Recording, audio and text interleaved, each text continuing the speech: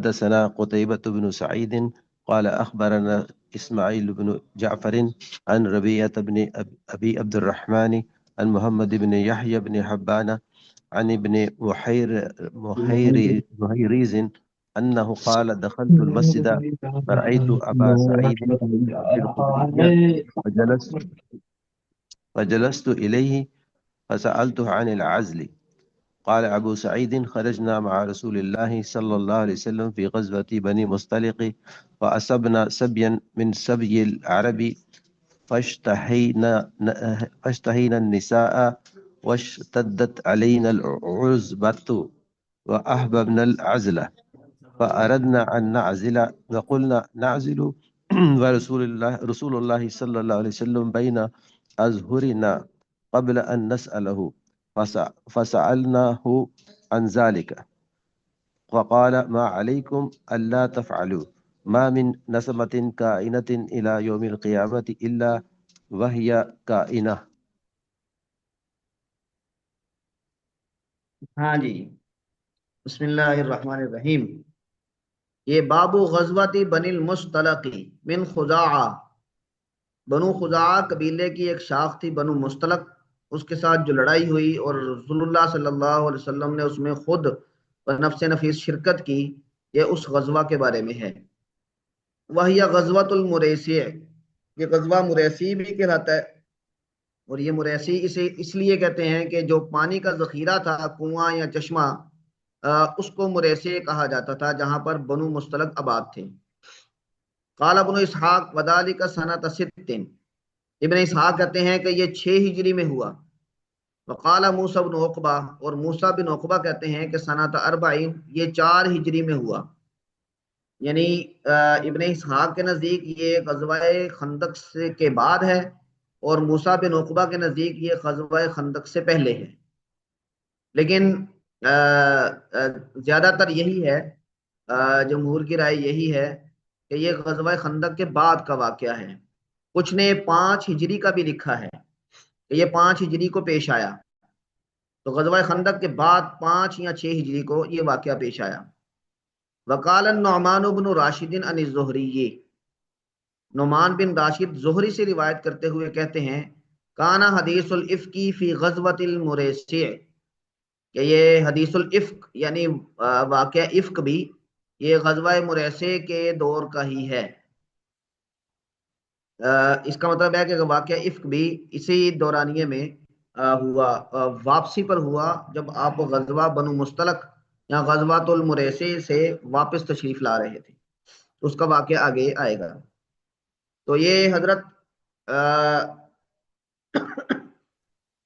ابن محیریز یہ روایت کرتے ہیں، وہ کہتے ہیں کہ دخلت المسجد، میں مسجد میں داخل ہوا، فرأیت ابا سعید الخدری، میں نے حضرت ابو سعید خدری رضی اللہ تعالی عنہ کو دیکھا. فجلست الیہ، میں ان کے پاس چلا گیا. فسألتہ عن العزل، تو میں نے ان سے عزل کے بارے میں سوال کیا. اب عزل کہتے ہیں کہ آدمی کسی خاتون سے ازدواجی تعلق قائم کرے اور اولاد کا ارادہ نہ ہو، تو اس کے لیے جو اقدامات اختیار کیے جاتے ہیں ان کو عزل کہتے ہیں. تو صحابہ کرام اس غزوے میں تھے، اور یہ تقریباً 700 لوگ، غزوہ بنو مصطلق میں یہ 700 لوگ تھے جو قیدی بنے تھے، اور کافی سارا مال غنیمت بھی آیا تھا، 2000 اونٹ تھے اور باقی چیزیں بھی تھی. تو جب یہ مال غنیمت آیا اور یہ لوگ قیدی بنے، تو اس وقت کے رواج کے مطابق آپ صلی اللہ علیہ وسلم نے ان کو بطور غلام اور باندی کے تقسیم کر دیا تھا صحابہ کرام کے درمیان. اور حارث بن ابو زرار یا حارث بن زرار کی جو بیٹی تھی حضرت جویریہ، ان سے آپ صلی اللہ علیہ وسلم نے خود شادی کی تھی، اور وہ شادی کی تھی، آپ نے ان کو باندی نہیں بنایا تھا، اور اس میں ان خاتون کی رضامندی بھی شامل تھی. تو جب آپ صلی اللہ علیہ وسلم نے شادی کی، صحابہ کرام کو پتہ چلا کہ آپ صلی اللہ علیہ وسلم نے ان کو امہات المومنین میں شامل کر لیا ہے، تو پھر صحابہ کرام میں سے جس کے حصے میں بنو مستلق کے جتنے لوگ آئے تھے صحابہ کرام نے بھی آپ صلی اللہ علیہ وسلم کے کا سسرالی قبیلہ سمجھتے ہوئے ان سب کو آزاد کر دیا. تو بنو مستلق کو اس شادی سے یہ فائدہ ہوا، وہ سب کے سب آزاد ہو گئے اور پھر وہ سب کے سب مسلمان بھی ہو گئے.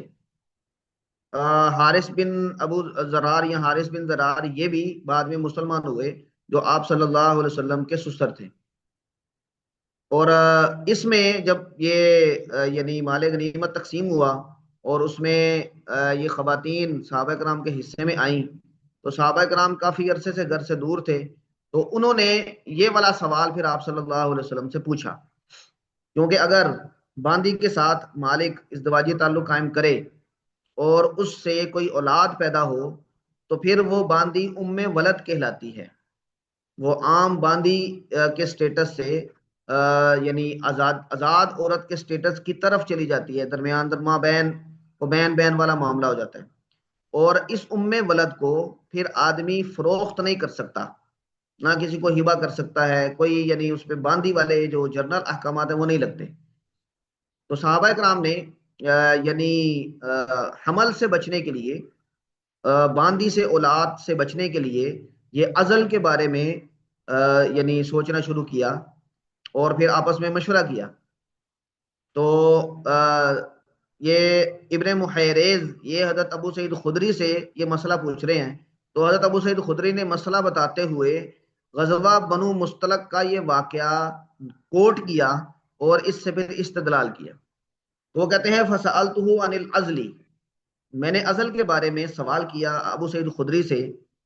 تو قال ابو سعید، حضرت ابو سعید نے فرمایا خرجنا مع رسول اللہ صلی اللہ علیہ وسلم فی غزوہ بنی مستلق، ہم رسول اللہ صلی اللہ علیہ وسلم کے ساتھ غزوہ بنی مستلق میں نکلے تھے. فاصبنا سبیا من سبی العرب، تو ہم نے حاصل کی، ہم نے پا لی کچھ باندیاں یا کچھ قیدی، من سبی العرب، عرب کے قیدیوں میں سے. اور اس کا مطلب ہے کہ بنو مستلق کے جو افراد قیدی بنے تھے ان کو تقسیم کیا گیا. فاشتہین النساء، ابو سعید کہتے ہیں کہ ہمیں خواتین کی خواہش ہوئی.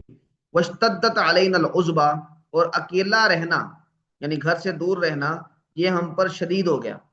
واحببنا العزل، اور ہم نے عزل کو پسند کیا یعنی اس کا ارادہ کیا. فاردنا ان نعزل، تو ہم نے ارادہ بھی کر لیا کہ ہم عزل کریں گے. وقلنا، اور پھر ہم میں سے کسی نے کہا یا سوچا نازلو ورسول اللہ صلی اللہ علیہ وسلم بین اظہرنا قبل ان نسألہ، کہ ہم عزل کریں اور رسول اللہ صلی اللہ علیہ وسلم ہمارے درمیان موجود ہوں اور ہم یہ کام آپ صلی اللہ علیہ وسلم سے پوچھنے سے پہلے کر لیں. ایسا نہیں ہو سکتا، سوچا سب نے. تو حضرت ابو سعید کہتے ہیں کہ پھر ہم نے آپ صلی اللہ علیہ وسلم سے پوچھا، فسألناہ، ہم نے آپ صلی اللہ علیہ وسلم سے پوچھا عن ذالک، اس کے بارے میں. فقالا، تو آپ نے فرمایا ما علیکم اللہ تفعلوا، تم پر یہ لازم نہیں ہے کہ تم نہ کرو.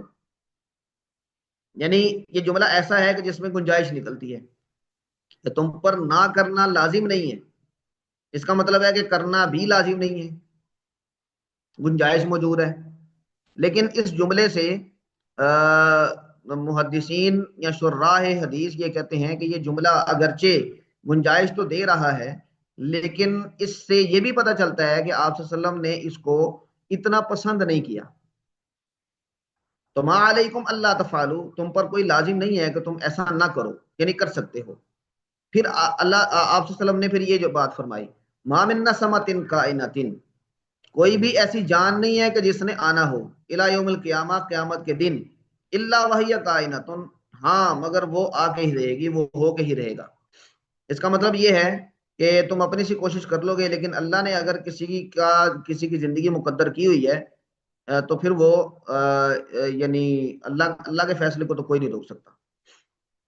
تو یہ واقعہ کیونکہ یہ مسئلہ کیونکہ غزوہ بنی مستلق میں حضرت ابو سعید خدری اور دیگر صحابہ نے آپ صلی اللہ علیہ وسلم سے پوچھا تھا، تو اس کی مناسبت سے حضرت ابو سعید خدری اسے کوٹ کر رہے ہیں. تو وہ مسئلہ بھی ڈسکس ہو گیا اور غزوہ بنو مستلق کا تذکرہ بھی آ گیا. ہاں جی، اس حوالے سے کسی کے ذہن میں کوئی سوال ہو تو بتائیے.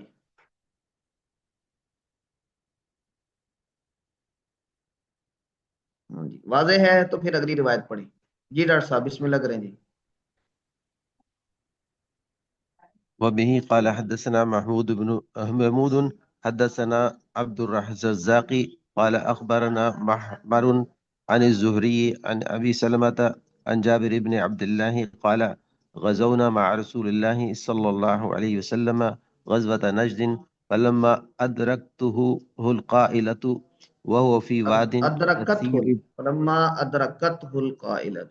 أدركته القائلة وهو جی في واد كثير العذاه فنزل تحت الشجرة واستظل بها وعلق سيفه فتفرق الناس في الشجر يستظلون وبين نحن كذلك إذ دعانا رسول الله صلى الله عليه وسلم فجئنا فإذا أعرابي قاعد بين يديه فقال إن هذا أتاني وأنا نائم فاخترط صيفي فاستيقظت وهو قائم على رأسي مخترط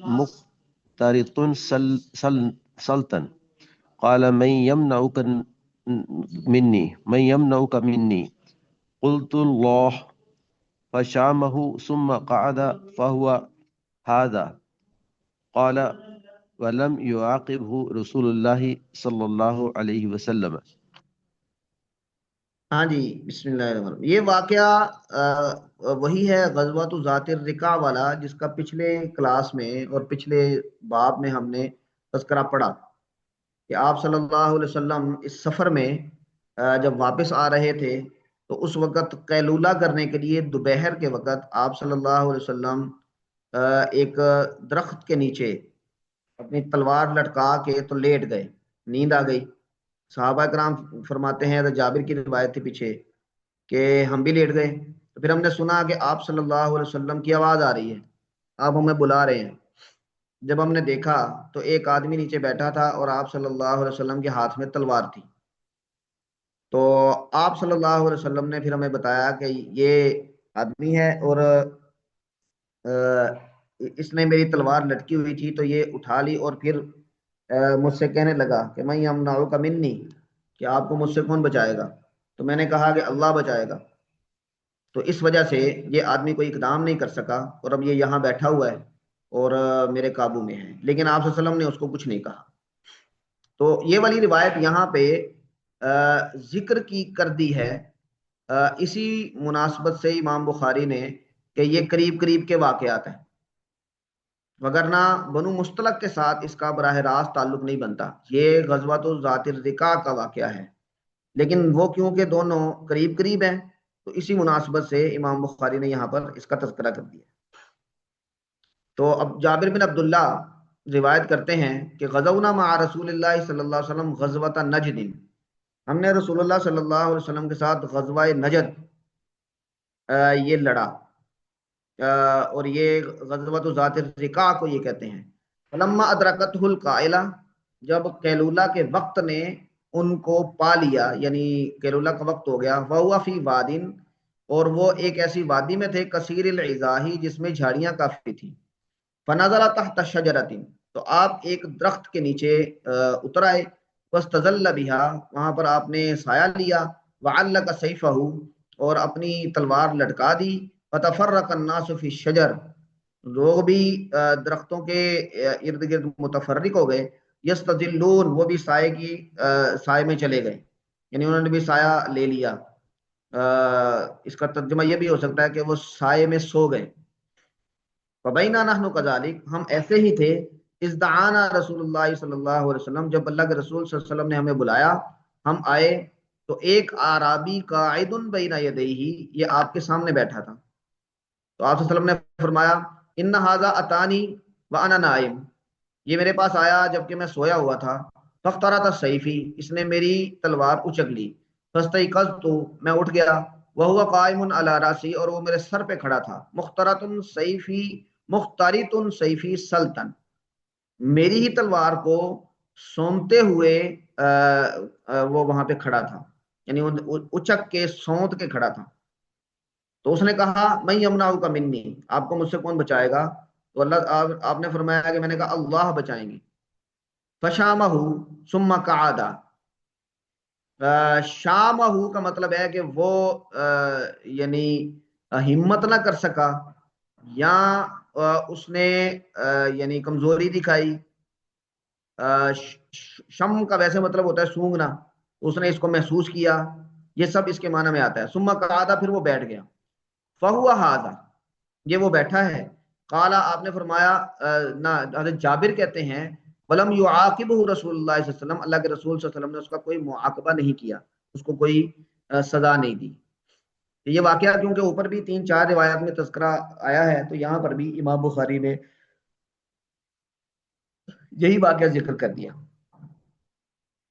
ہاں جی، اگلی روایت دیکھیں جی.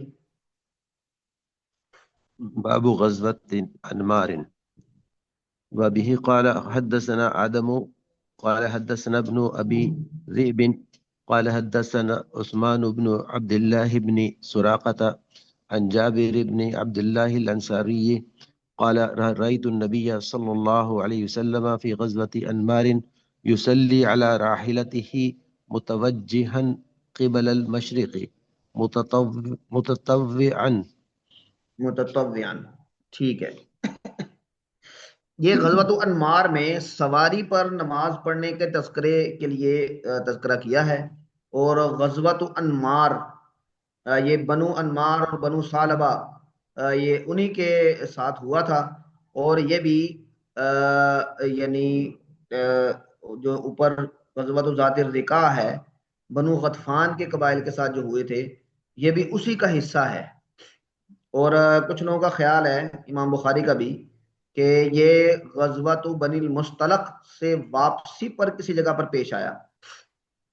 تو آپ صلی اللہ علیہ وسلم نے اس وقت اپنی سواری پر نماز پڑھی تھی.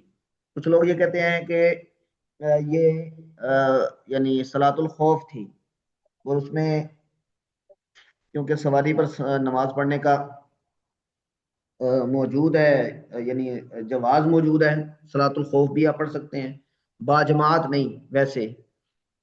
تو یہ بھی اسی کا تذکرہ ہے. لیکن کچھ لوگوں کا خیال ہے کہ یہ صلاۃ الخوف نہیں تھی، بلکہ یہ عمومی طور پہ سفر کے دوران آپ سواری پر متطوعاً نفل نماز آپ ویسے بھی پڑھ سکتے ہیں، اگر خوف نہ بھی ہو تو پھر بھی پڑھی جا سکتی. تو متطوعاً کے لفظ سے یہ استدلال ہے کہ یہ کوئی نفلی نماز تھی جو آپ صلی اللہ علیہ وسلم نے سواری پر پڑھی تھی. تو حضرت جابر بن عبداللہ یہ روایت کرتے ہیں کہ رأیت النبی صلی اللہ علیہ وسلم فی غزوۃ انمار، میں نے نبی کریم صلی اللہ علیہ وسلم کو دیکھا غزوہ انوار کے دوران، یصلی علی راحلتہ، وہ اپنی سواری پر نماز پڑھ رہے تھے، متوجہن قبل المشرقی، اپنے مشرق کی طرف توجہ کرتے ہوئے، متطوعاً، اور وہ نماز تھی تطوع والی. تطوع کا مطلب ہوتا ہے کہ ایسا عمل کہ جس کے کرنے میں آپ کو ثواب ملے گا، اور اگر نہ بھی کریں گے تو اس کی کوئی پوچھ گچھ نہیں ہے.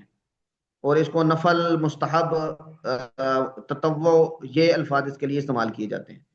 تو اس حدیث سے استدلال کر کے یہ کہا جاتا ہے کہ بھئی فرض نماز تو آپ سواری پر نہیں پڑھیں گے، لیکن اگر نفل نماز پڑھنا چاہیں تو وہ سواری پر اشاروں سے پڑھ سکتے ہیں.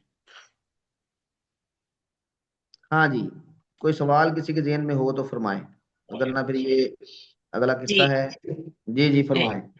ایکسکیوز می سر، السلام علیکم. وعلیکم السلام ورحمۃ اللہ. جی سر اگر گاڑی میں جا رہے ہوں تو اس میں فرض نماز پڑھ سکتے ہیں؟ دیکھیں، سفر کے اندر اگر کوئی ایسا ماحول یا ایسا موقع نہیں ہے کہ آپ گاڑی کھڑی کر کے یا کسی جگہ پہ کھڑے ہو کے سجدہ رکوع کے ساتھ آپ نماز پڑھ سکیں، تو پھر آپ کو اس کی گنجائش موجود ہے کہ آپ فرض نماز بھی ایسے پڑھ لیں. مثلا آپ جہاز میں ہیں اور جہاز میں سیٹیں اتنی کھلی نہیں ہوتی کہ آپ وہاں پہ سجدہ و رکوع کر لیں، یا پھر آپ وہاں پہ کوئی ایسی جگہ بھی آپ کو میسر نہیں ہے جہاں پر آپ سجدہ رکوع کے ساتھ نماز پڑھیں، تو پھر وہاں پر بھی اگر نماز کا وقت گزر رہا ہو تو نماز، فرض نماز بھی اشاروں کے ساتھ سواری پر بیٹھ کے پڑھنے کی اجازت ہے تاکہ نماز اپنے وقت پر ادا ہو جائے. لیکن اگر کہیں پر یہ سہولت میسر ہے تو وہاں پر آپ کو فرض نماز بہرحال سجدے رکوع کے ساتھ ہی پڑھنی چاہیے. قیام کر سکیں تو ٹھیک ہے، وگرنہ پھر بیٹھ کے پڑھ لیں. تو اس وقت اس طرح اشاروں کے ساتھ نماز پڑھنا، فرض نماز، اس کی اجازت یعنی یہ اکثر فقہا کی یہ رائے ہے کہ یہ درست نہیں ہے. نفل نماز پڑھ سکتے ہیں. نفل نماز کی اس حدیث سے استدلال کر کے وہ یہ کہتے ہیں. مثلا اگر آپ ریل میں جا رہے ہیں تو وہاں پہ اب تو الگ سے یعنی جگہ بھی وہ موجود ہوتی ہے، کھانے وانے کی جگہ، یا اگر الگ سے نماز پڑھنے کی جگہ بھی میسر آ جاتی ہے، تو وہاں پر آپ کو فرض پھر یعنی اسی طرح سجدہ رکوع کے ساتھ پڑھنے چاہیے. اور اگر آپ اپنی سواری پہ ہیں تو وہ آپ کھڑی کر کے نماز پڑھ سکتے ہیں، سجدہ رکوع کے ساتھ پڑھ سکتے ہیں، تو آپ کو اسی طرح پڑھنی چاہیے. ہاں، نفل نماز آپ بیٹھ کے پڑھ لیں، وہ اشاروں کے ساتھ پڑھ لیں، تو اس کی گنجائش موجود ہے.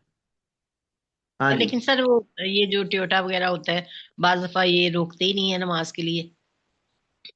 لیکن اگر آپ کو یہ آ رہا ہے کہ آپ کی صورتحال ایسی ہے کہ آپ نہیں رک سکتے، یا آپ کو یہ سہولت میسر نہیں آ سکتی، تو پھر تو گنجائش موجود ہے نا، پڑھ لیں. ٹھیک ہے، ٹھیک ہے، جزاک اللہ خیر. اگر وقت گزر رہا ہو، قضا جی ہونے کا اندیشہ ہو، اور اگر سر کہیں درمیان میں کوئی سٹاپ کا کوئی چانس موجود ہے تو پھر وہیں پہ پڑھیں. جی ٹھیک ہے، جزاک اللہ. سر جی، چلتی سواری میں قبلہ رخ کیسے ہوا جائے گا؟ ہاں تو نہیں ہوگا. تو جب گنجائش ہے یعنی بیٹھ کے اور اشاروں کے ساتھ پڑھنے کی، تو اس وقت پھر قبلہ کی طرف رخ اگر ہے تو ٹھیک ہے، اگر نہیں ہے تو پھر بھی ٹھیک ہے. اچھا، ایسی نماز گنجائش پہ دوبارہ لوٹانی ہوگی؟ نہیں. جب آپ نے پڑھ لی ہے وقت گزرنے کے اندیشے کے ساتھ، تو پھر آپ نے دوبارہ نہیں لوٹانا. صحیح، ہاں ٹھیک ہے. جی، واضح ہوا. استاد جی، استاد جی، وہ پچھلے دنوں میرے خیال میں آپ نے وہ غامدی صاحب کا ایک کنسپٹ جو شیئر کیا تھا، وہ تو یونیک لگ رہا تھا. کیا اس سے پہلے بھی علماء فقہا کے اس طرح کچھ ہے؟ وہ تو حضوری، اور جس طرح ان کے وہ لیکچر سے تو ایسا اندازہ ہو رہا ہے کہ نعوذ باللہ وہ وضو بھی تھوڑا سا نا اس کو بھی سائڈ پر کیا ہوا ہے. ہاں جی، بس وہ وہ میں نے کیا ایک علماء میں؟ نمونے جی جی. کے طور پہ شیئر کیا تھا کہ غامدی صاحب کا چیزوں میں سہولت پیدا کرنے کے لیے اس طرح کی گول مول باتیں کرنے کا مزاج ہے. اور عام طور پہ جو بہت کھبا ہوا صوفی ہو، کہ جو ظاہری اعمال کی بجائے اعمال کی جو روح ہے اس کو یعنی دیکھنے کا زیادہ عادی ہو چکا ہو، تو وہ اس طرح کی باتیں عام طور پہ وہ لوگ کرتے ہیں. لیکن غامدی صاحب نے اس کو کیا ایک لحاظ سے، تو یہ نماز پر ابھارنے کے اعتبار سے تو اس کو ہم کہہ سکتے ہیں کہ وہ ترغیب ہے کہ بھئی جو بھی ہے اللہ کے حضور حاضری تو دیں، نماز پڑھنے کی فکر تو ہونی چاہیے. تو اس میں اگر کوئی ایسی رکاوٹ ہے تو اس میں آپ کوئی بھی طریقہ اختیار کر لیں، لیکن نماز پڑھیں. تو ہم یہ بھی کہہ سکتے ہیں. لیکن اس میں اگر عمومی طور پہ ایسا بیان کیا جائے تو پھر اس میں بہت ساری چیزیں میں ایسی یعنی سہولت پیدا ہو جاتی ہے کہ شاید وہ نہیں ہونی چاہیے. مثلا وضو کے اعتبار سے جیسے آپ نے محسوس کیا ہے، میرے خیال سے وہ سوال بھی اسی طرح کا ہی تھا.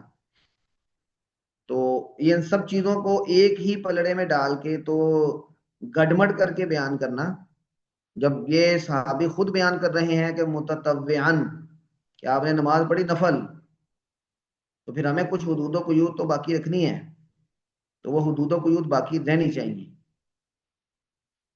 تو میں نے وہ اس لیے شیئر کیا تھا کہ یہ ان کے عمومی مزاج کا ایک جھلک ہے. اس میں وہ چیزوں کو یعنی ریلیکس کرنے کے لیے تو اس طرح کی سٹیٹمنٹس ان کی آ جاتی ہیں. ہاں جی.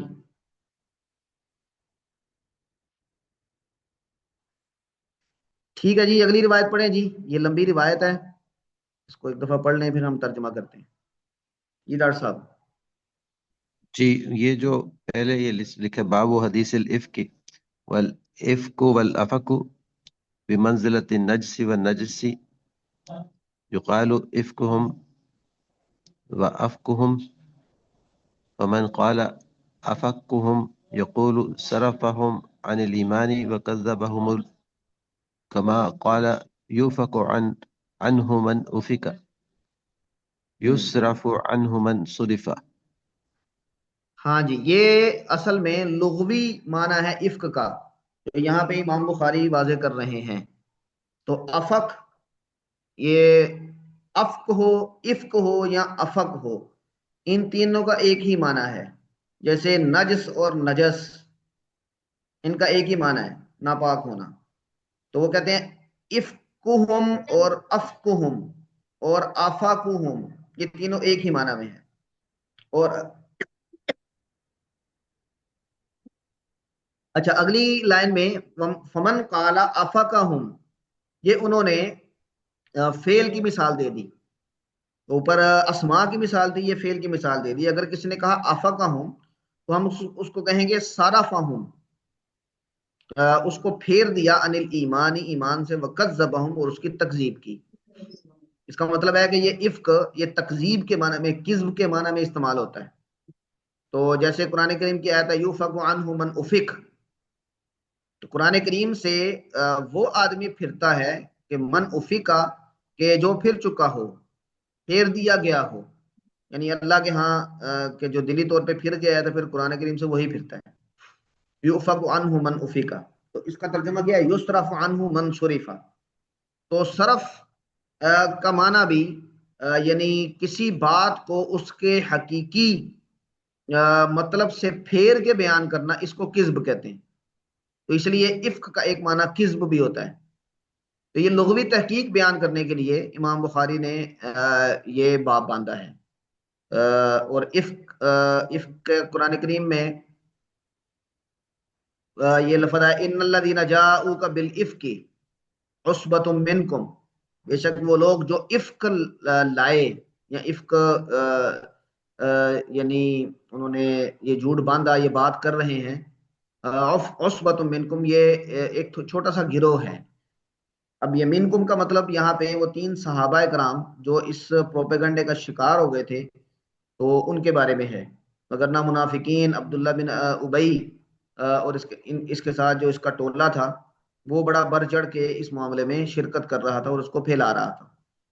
اور یہ بات جو شریعت کے عمومی اصول ہیں کہ کسی کی کوئی یعنی پتہ چل جائے کوئی کمزوری تو اس کو ایسے پھیلانا، یہ شریعت کا عمومی مزاج نہیں ہے، بلکہ ایسے معاملات میں ستر، پردہ پوشی، یہ عمومی مزاج ہے۔ تو یہ اس کے بھی خلاف تھا، لیکن یہ لوگ بڑھ چڑھ کے اس کو یعنی آگے پھیلا رہے تھے۔ تو پھر اللہ تبارک و تعالیٰ نے حضرت عائشہ کی جو برات ہے اس کو قرآن کریم میں نازل کیا۔ ہاں جی، بسم اللہ کریں جی، روایت پڑھیں۔ وبه قال حدثنا عبد العزيز بن عبد الله قال حدثنا إبراهيم بن سعد عن صالح عن ابن شهاب قال حدثني عروة بن الزبير وسعيد بن المسيب وعلقمة بن وقاص وعبيد الله بن عبد الله بن قتبة بن مسعود عن عائشة رضي الله عنها قال عنها زوج النبي صلى الله عليه وسلم حين قال لها أهل الإفك ما قالوا وكلهم حدثني طائفة من حديثها وبعضهم كان أوعى لحديثها من بعض وأثبت له اقتساما وقد وعيت عن كل رجل منهم الحديث الذي حدثني عن عائشة وبعض حديثهم يصدق بعضا وإن كان بعضهم أوى له من بعد قالت عائشة ایک منٹ ٹھہرے جی ڈاکٹر صاحب، ایک منٹ صرف جی یہاں تک جو راوی ہیں یعنی ابن شہاب، یہ ان کی بات ہے، اور وہ یہ واقعہ کئی صحابہ کرام سے روایت کر کے آگے بیان کر رہے ہیں، اور انہوں نے یہ واقعہ جن صحابہ کرام سے سنا، ان کی الگ الگ جو روایت ہے وہ بیان نہیں کی، بلکہ جو ان سب نے بیان کیا اس کو اکٹھا کر کے ابن شہاب نے یہاں پر اس کو نقل کر دیا ہے اور اس کی پھر وضاحت کی ہے. یہ جو اوپر صحابہ کرام کا تذکرہ آیا ہے یہ اس کی وضاحت ہے. تو وہ کہتے ہیں کہ مجھے یہ واقعہ بیان کیا عروہ بن زبیر نے، سعید بن مسیب نے، علقمہ بن وقاص نے، عبید اللہ بن عبداللہ بن عتبہ بن مسعود نے. اب یہ 4 صحابہ کرام سے یہ واقعہ نقل کر رہے ہیں اور وہ چاروں نقل کرتے ہیں عن عائشہ رضی اللہ عنہا، حضرت عائشہ رضی اللہ تعالیٰ عنہ سے. اچھا آگے ابن شہاب کہہ رہے ہیں وَكُلُّهُمْ حَدَّثَنِي طَائِفَةً مِّنْ حَدِيثِهَا، ان سب نے مجھے اس حدیث کا یعنی حضرت عائشہ کی حدیث کا ایک حصہ بیان کیا. طائفۃ من حدیثہا کا یہ مطلب ہے کہ حضرت عائشہ نے جو حدیث بیان کی تھی، جو واقعہ بیان کیا تھا، اس کا ایک حصہ بیان کیا.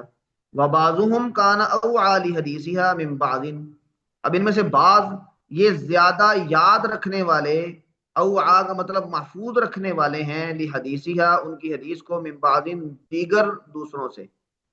وَأَثْبَتُ لَهُ اختصاصاً اور زیادہ ثابت طریقے سے، مضبوط طریقے سے اس کو اختصاصاً آگے بیان کرنے والے ہیں، قصہ بیان کرنے والے ہیں. وَقَدْ وَعَيْتُ عَنْ كُلِّ رَجُلٍ مِّنْهُمُ الْحَدِيث، میں نے محفوظ کیا ان میں سے ہر ایک آدمی سے اس حدیث کو، الذي حدثني عن عائشہ، کہ جس کو وہ بیان کر رہے ہیں عائشہ سے. وَبَعْضُ حَدِيثِهِمْ يُصَدِّقُ بَعْضًا، اب اس کو اکٹھا کرنے کی جو ریزن ہے وہ یہ بیان کر رہے ہیں کہ ان میں سے کسی کی بات میں تضاد نہیں ہے اور یہ سب جو بات کر رہے ہیں وہ ایک دوسرے کی تصدیق کر رہی ہے. بعض حدیثہم، ان میں سے بعض کی حدیث، یصدق بعضاً، یہ دوسرے کی حدیث کو کی تصدیق کر رہی ہے.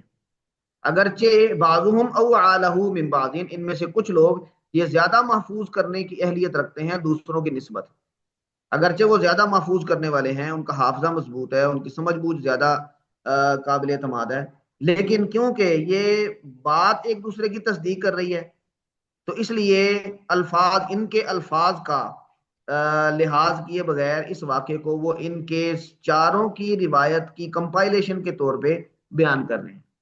اس کی وضاحت کی ہے ابن شہاب زہری نے یہاں پہ. اور آگے پھر قالو، یعنی یہ چاروں صحابہ کرام فرماتے ہیں.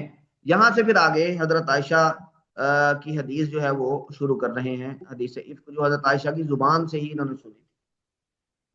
ہاں جی فرمائیں جی، پڑھیں. جی قالت عائشة كان رسول الله صلى الله عليه وسلم إذا أراد سفرا أقرع بين أزواجه فأيتهن خرج سهمها خرج بها رسول الله صلى الله عليه وسلم معه. قالت عائشة فأقرع بيننا في غزوة غزاها فخرج فيها سهمي فخرجت مع رسول الله صلى الله عليه وسلم بعدما أنزل الحجاب فكنت أحمل في حوضجي وأنزل فيه فسرنا حتى إذا فرغ رسول الله صلى الله عليه وسلم من غزوته تلك وقفل ودنونا من المدينة قافلين آذنا ليلة بالرحيل فقمت حين آذون بالرحيل فمشيت حتى جاوزت الجيش فلما قضيت. یہ آپ کی جو پڑھ رہے ہیں اس میں الفاظ کا فرق ہے. یہ جو ہے نا وقفل ودنونا من المدینۃ قافلین، جی اس سے اچھا آگے کیا ہے؟ یا اس میں ہے یہ میں تھوڑا سا ایک پورشن اس آپ کی کتاب میں نہیں ہے، مطلب جو ہماری اس میں وہ وہاں سے شروع ہوتا ہے فلمست صدری. ہیں جی اچھا لیکن چلیں اس میں آپ وہ پڑھ لیں جو آپ کی کتاب میں اس سے پہلے ہے نا، وہ بھی پڑھ لیں. جی اس میں ہے وہ آذنا لیلتن بالرحیل فقمت حین آذنوا بالرحیل فمشیت حتی جاوزت الجیش فلما قضیت شأنی اقبلت الى رحلی. یہ جو اتنا زیادہ ہے اس میں میری کتاب. جی ٹھیک ہے ٹھیک ہے ٹھیک ہے. پھر آگے ہے فلمست صدری فاذا عقد لی من جزع ظفار قد انقطع فرجعت فالتمست عقدي حسبني ابتغاؤه. قالت فأقبل رهط الذين كانوا يرحلون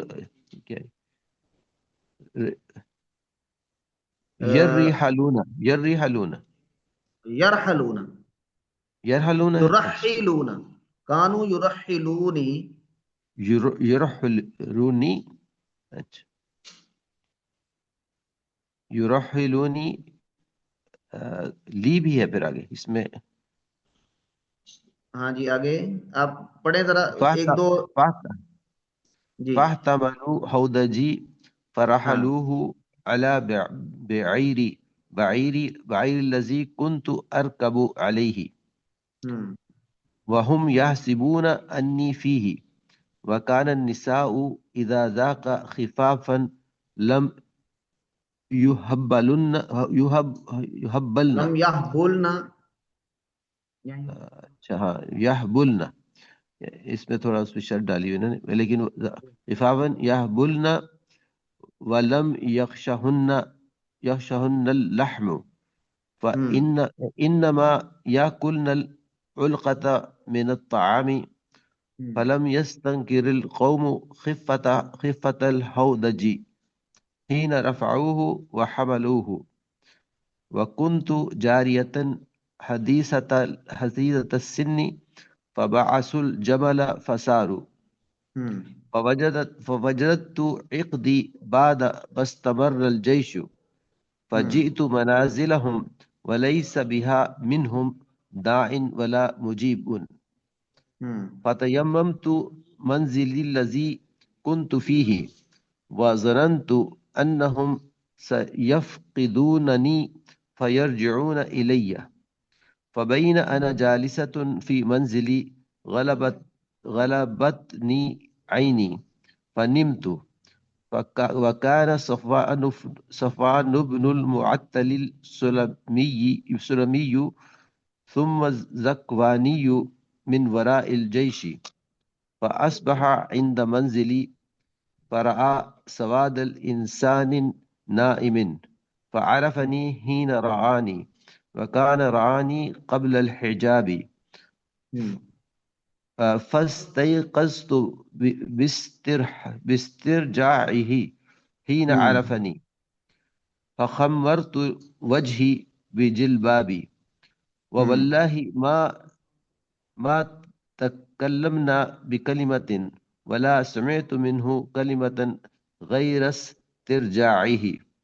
وهوى حتى أناخ راحلته فوطي على يديها فقمت إليها فركبتها فانطلق يقود بي الراحلة حتى أتينا الجيش مغرين في نحر الظهيرة وهم نزول. قالت فحلك في من حلك. وكان الذي تولى كبر الإفك عبد الله بن أبي بن سلولة. قال عروة أخبرت أنه كان يشاع ويتحدث جي یہ اخبرت ہے اخبرت جی أخبرت أنه كان يشاع ويتحدث به عنده فيقره ويستمعه ويستوشيه. وقال عروة أيضا لم يسم من أهل الإفك أيضا إلا حسان بن ثابت ومستح بن أثاثة وحمنة بنت جحش في ناس آخرين لا علم لي بهم غير أنهم عصبة كما قال الله تعالى وإن كبر ذلك يقال عبد الله بن أبي بن سلولة. ہاں یہ عبداللہ ابن ابی اور آگے پھر ابن سلولہ یہ الگ سے اس کی گویا کی کنیت ہے عبداللہ ابن ابی ابن سلولہ. ٹھیک ہے. قال عروة كانت عائشة تكره أن يسب عندها حسان وتقول إنه الذي قال فإن أبي ووالده وعزي لعز محمد منكم وقاء. قال عائشة فقدمنا المدينة فأشتكيت حين قدمت شهرا والناس يفيضون في قول أصحاب الإفك لا أشعر بشيء من ذلك وهو يريبني في وجعي أني لا أعرف من رسول الله صلى الله عليه وسلم لطف الذي كنت أرى منه حين أشتكي إنما يدخل علي رسول الله صلى الله عليه وسلم ويسلم ثم يقول كيف تيكم ثم ينصرف ثم فذلك يريبني ينصرف.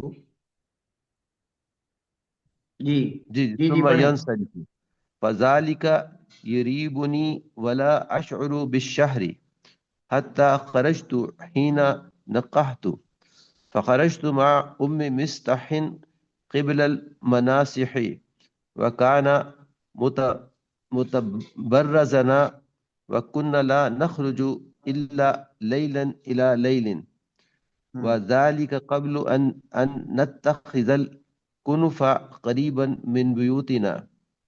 قالت وأمرنا أمر العرب الأول في البرية قبل الغائط وكنا نتأذى بالكنف أن نتخذ عند بيوتنا.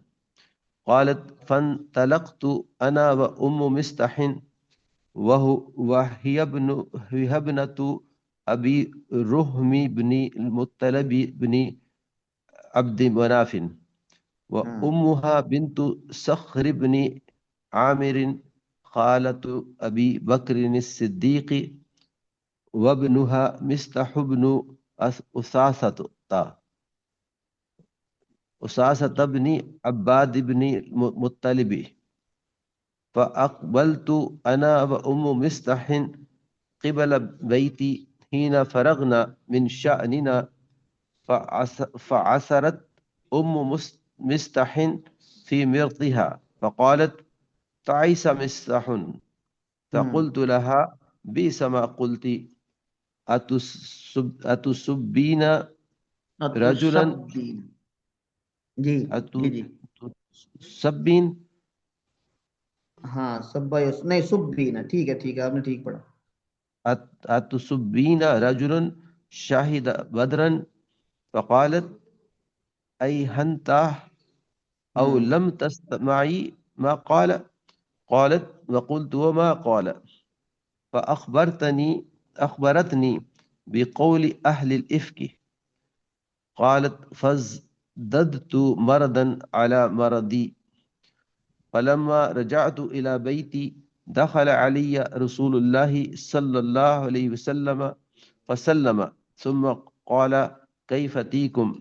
فقلت له أتأذن لي أن آتي أبا بي. قالت وأريد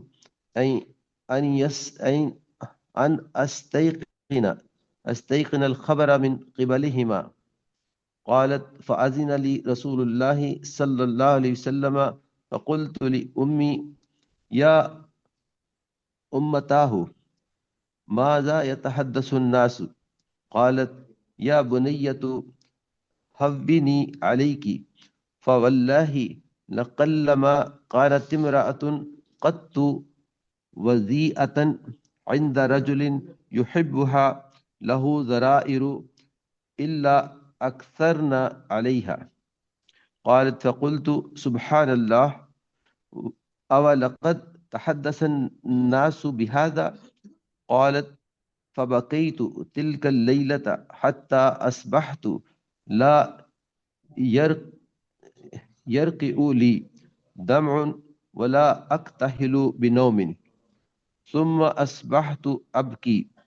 قالت ودعا رسول الله صلى الله عليه وسلم علي بن أبي طالب وأسامة بن زيد حين تلبس الوحي يسألهما ويستشيرهما في فراق أهله. قالت فأما أسامة فأشار على رسول الله صلى الله عليه وسلم بالذي يعلم من براءة أهله وبالذي يعلم لهم في نفسه. فقال أسامة أهلك ولا نعلم إلا خيرا.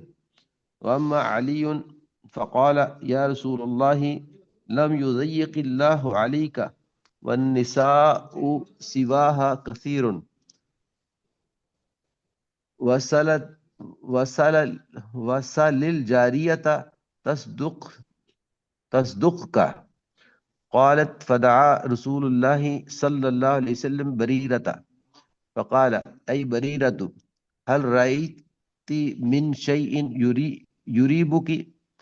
قالت له بريرة والذي بعثك بالحق ما رأيت عليها أمر قط أغمسه أكثر من أنها جارية حديثة السن تنام عن عجين أهلها فتأتي الداجن فتأكله. قالت فقام رسول الله صلى الله عليه وسلم من يومه فاستعذر من عبد الله بن أبي وهو على المنبر فقال يا معشر المسلمين من يعذرني من رجل قد بلغني عنه أذاه في أهلي والله ما علمت على أهلي إلا خيرا ولقد ذكروا رجلا ما علمت عليه إلا خيرا وما يدخل على أهلي إلا معي. قالت فقام سعد بن معاذ أخو بني عبد الأشهل فقال أنا يا رسول الله أعذرك فإن كان من الأوس ضربت عنقه وإن كان من إخواننا من خزرج أمرتنا ففعلنا أمرك. قالت فقام رجل من الخزرج وكانت أم حسان بنت عمه من فخذه وهو سعد بن عبادة وهو سيد الخزرج. قالت وكان قبل ذلك رجلا صالحا ولكن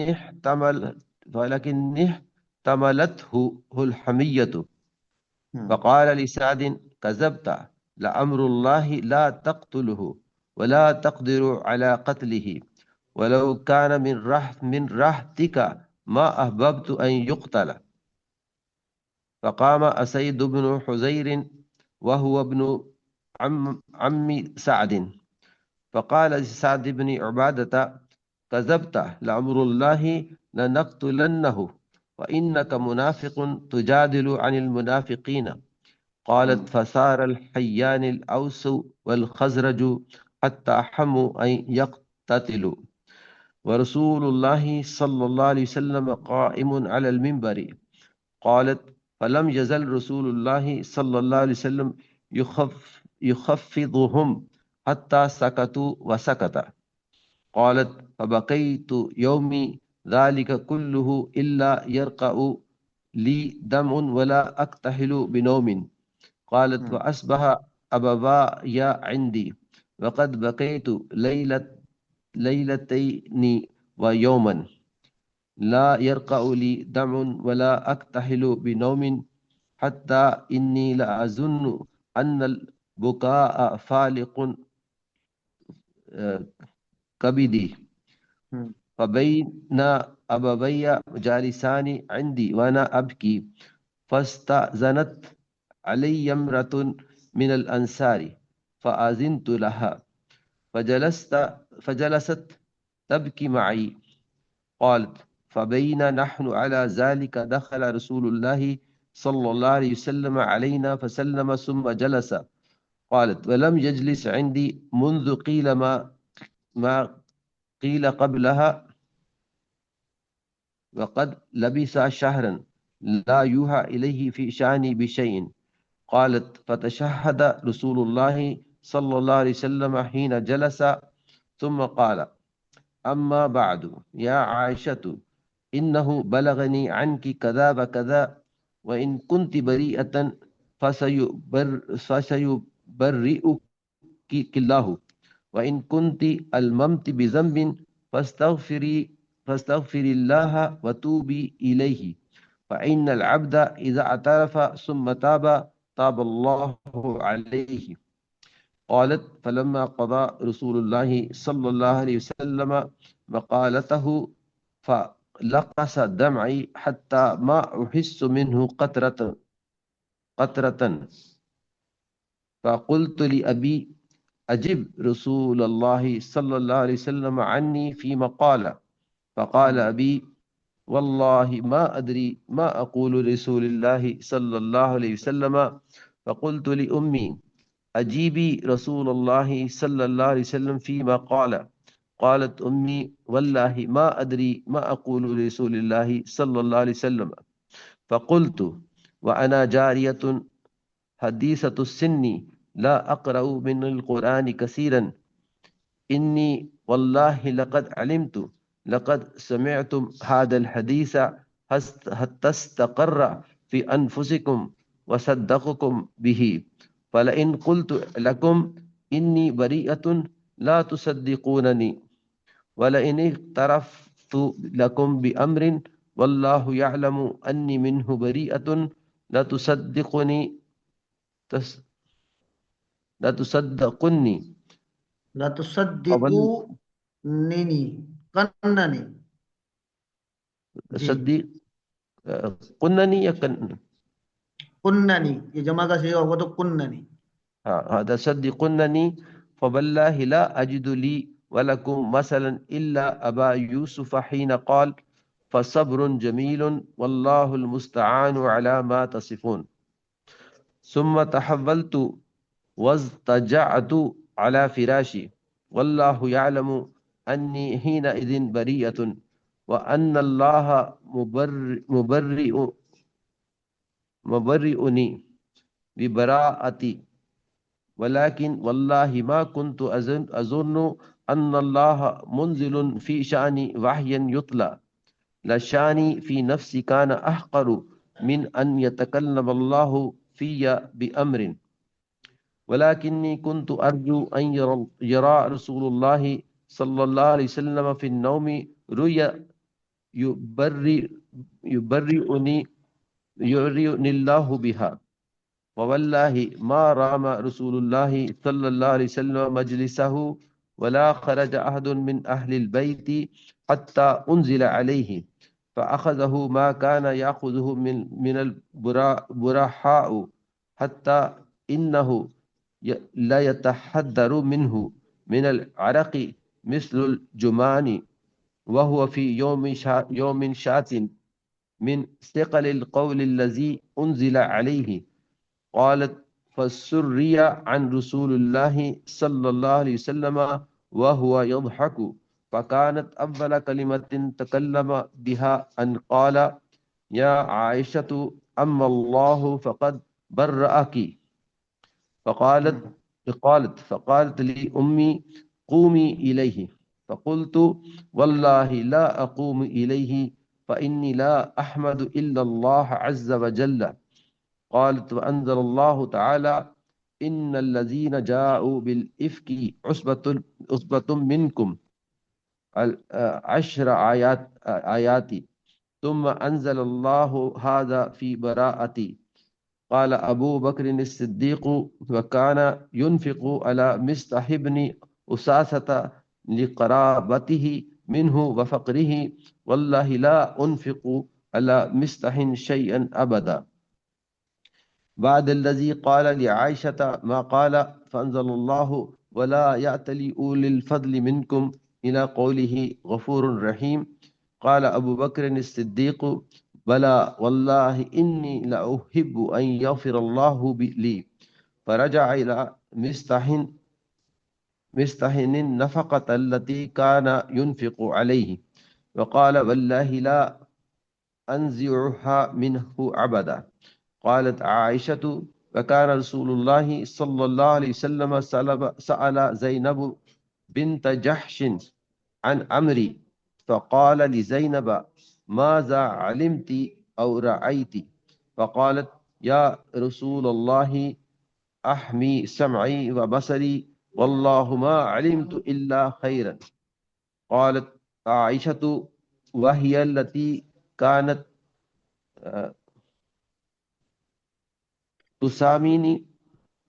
تساميني من أزواج النبي صلى الله عليه وسلم فعصمه الله بالورع. قالت وتفقت أختها حمنة تحارب لها فهلكت في من هلك. قال ابن شهاب فهذا الذي بلغني من حديث هؤلاء الرهط. ثم قال عروة قالت عائشة والله إن الرجل الذي قيل له ما قيل ليقول سبحان الله فوالذي نفسي بيده ما كشفت من كنف أنثى قط. قالت ثم قتل بعد ذلك في سبيل الله. جزاکم اللہ خیرن. یہ حدیث ہے، حدیث افک بھی اسے کہتے ہیں، واقعہ افک بھی کہتے ہیں، اور یہ تفصیل سے آپ نے ایک دفعہ اس کی عبارت سن لی ہے اور بہت ساری آپ کو سمجھ بھی آ گئی ہوگی. تو یہ بڑا دردناک قصہ ہے جو حضرت عائشہ رضی اللہ تعالیٰ عنہ بیان کرتی ہیں. ہمارے استاد ہیں مولانا سلیم اللہ خان صاحب رحمۃ اللہ علیہ، جامعہ فروقیہ میں وہ حدیث جو پڑھایا کرتے تھے. تو دارالحدیث میں 600-700 کے قریبی طلبہ ہوتے تھے، 400 500 600. تو جب وہ یہ پڑھایا کرتے تو زاروں قطار دارالحدیث سے رونے کی آوازیں آیا کرتی. وہ خود بھی بہت، جب یہ ترجمہ کرتے پڑھتے تو بہت روتے. تو یہ بڑا آزمائش کا مرحلہ تھا حضور صلی اللہ علیہ وسلم کے لیے، اور خصوصاً حضرت عائشہ ام المومنین رضی اللہ تعالی عنہا کے لیے.